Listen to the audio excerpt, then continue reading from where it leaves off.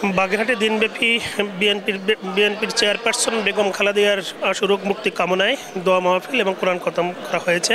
আমরা জানি যে বাগেরহাট জেলার প্রত্যেকটা মসজিদে এবং এই দোয়া মাহফিলের আয়োজন করে। এই মসজিদে দোয়া মাহফিল ছাড়াও আসলে বিভিন্ন স্থানে নেতাকর্মীরা তারা এই দোয়া মাহফিলের আয়োজন করেন এবং তারা তার রোগ মুক্তি কামনা করে। আলোচনা সভায় অনেকেই বলছেন আগামীতে এবং একটি সুষ্ঠু অবাধ নিরপেক্ষ নির্বাচনের মধ্য দিয়ে যে বিএনপির ক্ষমতায় যাবে। বাগেরহাটের প্রতিটি ওয়ার্ডে প্রতিটি মসজিদে সব জায়গায় দোয়া হচ্ছে।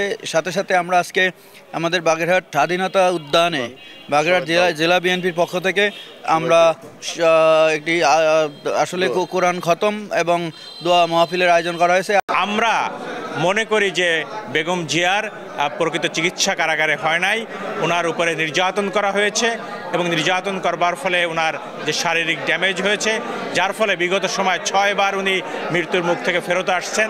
আমরা মনে করি যে এদেশের 18 কোটি মানুষ আমাদের প্রিয় নেত্রীর জন্য সবসময় দোয়া করছে। আমরা আসলে দেখেছি যে বিভিন্ন স্থানে তারা কিন্তু এই প্রোগ্রাম করেছেন এবং বিভিন্ন নেতাকর্মীরা এবং মনোনয়ন প্রত্যাশীরা রয়েছেন পৃথকভাবে তারা কিন্তু এই দোয়া মাহফিলের আয়োজন করেছেন। এখানে জেলা বিএনপির যে সমন্বয়কারী MS সালামের নেতৃত্বে এখানে হাজারো মানুষ এই দোয়া মাহফিলে অংশগ্রহণ করে এবং এখানে কোরআন খতম করা হয়।